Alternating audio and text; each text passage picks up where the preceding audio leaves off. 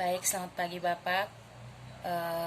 Perkenalkan, nama saya Edlina Anastasia Bau, NIM 1703030039.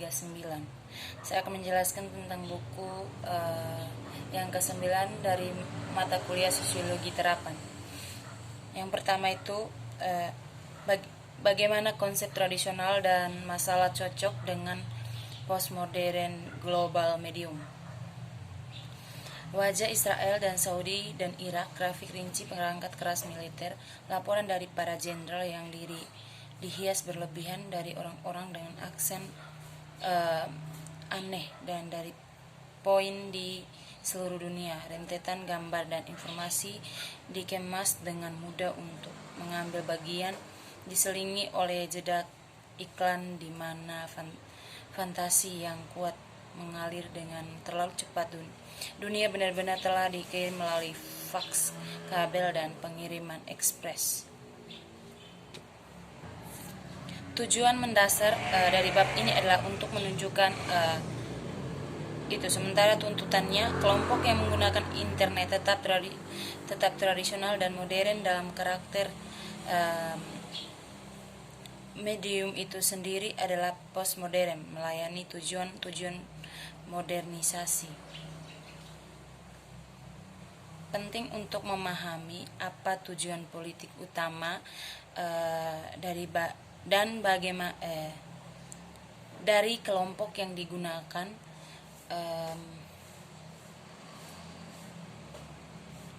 dan untuk apa pengaruhnya.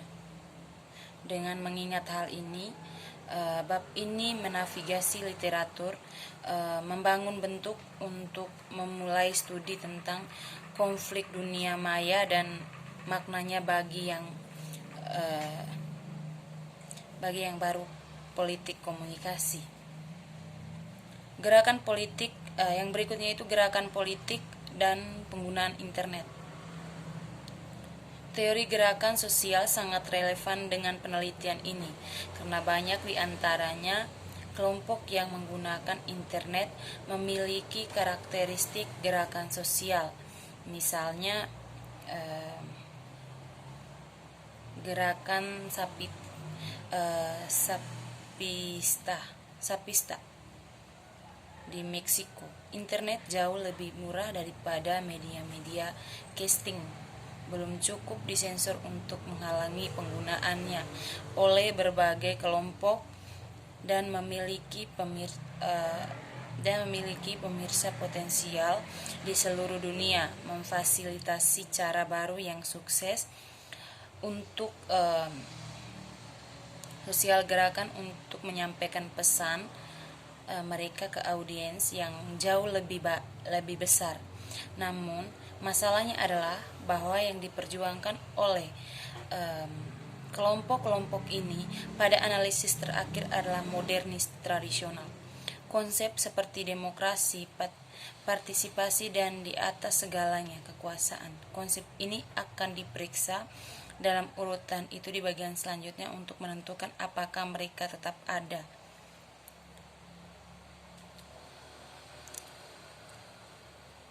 Yang berikut adalah politik internet, demokrasi, partisipasi, kekuatan demokrasi dalam politik internet. Untuk membahas hubungan antara demokrasi dan internet, itu akan berguna untuk memasukkan konseptualisasi istilah demokrasi sebelum kita menerapkan teori politik demokrasi untuk penelitian internet. Internet melahirkan jenis partisipasi baru dalam pemerintahan sehingga menantang tradisi jenis demokrasi nasional, di mana bentuk-bentuk baru konfigurasi kekuasaan dapat muncul antara individu yang berkomunikasi. Bisa dibilang informasi adalah sumber kehidupan demokrasi. Dengan mengingat hal ini, dapatkah kita berbicara tentang politik baru di internet atau demokrasi? Adalah istilah tradisional yang dibiarkan tidak berubah oleh realitas postmodern media baru. Dalam dunia kontemporer, demokrasi hanya dapat sepenuhnya ditopang oleh jaminan mempertanggungjawabkan semua sistem tenaga yang terikat dan saling terhubung. Yang berikutnya adalah partisipasi dalam politik internet. Masalah lain yang terkait dengan penelitian ini adalah partisipasi, karena kelompok yang tersedia melalui internet gunakan untuk mempromosikan partisipasi yang lebih besar agenda politik mereka masing-masing. Meski demikian, partisipasi tidak selalu terikat dengan demokrasi.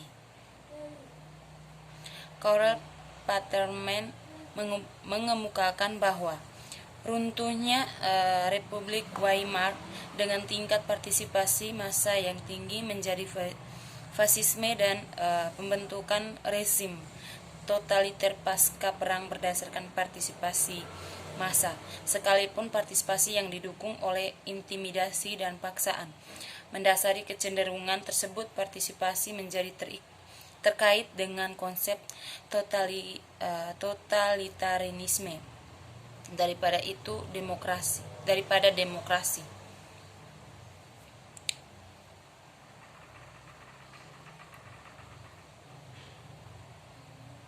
Namun analisis ini tampaknya mengarah pada suatu yang mirip dengan elitisme,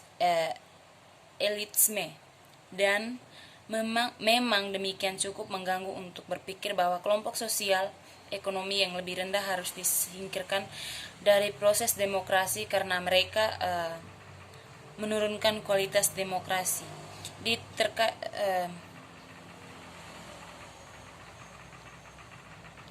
Dengan kata-kata sendiri seperti yang telah kita lihat, para perumus teori demokrasi kontemporer juga menganggap partisipasi secara eksklusif sebagai alat pelindung. Dalam pandangan mereka, sifat demokratis dari sistem tersebut terutama bersandar pada bentuk nasional, pengaturan kelembagaan khususnya tentang persaingan para pemimpin atau calon perwakilan untuk suara, sehingga ahli teori yang memegang pandangan ini, peran partisipasi adalah ahli teori pertama dan terpenting dari perwakilan pemerintah. Yang berikutnya adalah kekuatan dalam politik internet. Kekuasaan adalah elemen penting dalam politik internet, seperti di semua bidang politik, karena kelompok internet tertarik pada akumulasi kekuasaan. Selain partisipasi, poin yang akan disorot adalah apa yang mereka perjuangkan. Tujuannya adalah untuk fokus pada cara kelompok-kelompok lawan berusaha mengumpulkan cukup banyak kekuatan untuk menyelesaikan konflik dengan cara yang sesuai untuk mereka dan untuk mempromosikan konflik mereka sendiri versi kebenaran.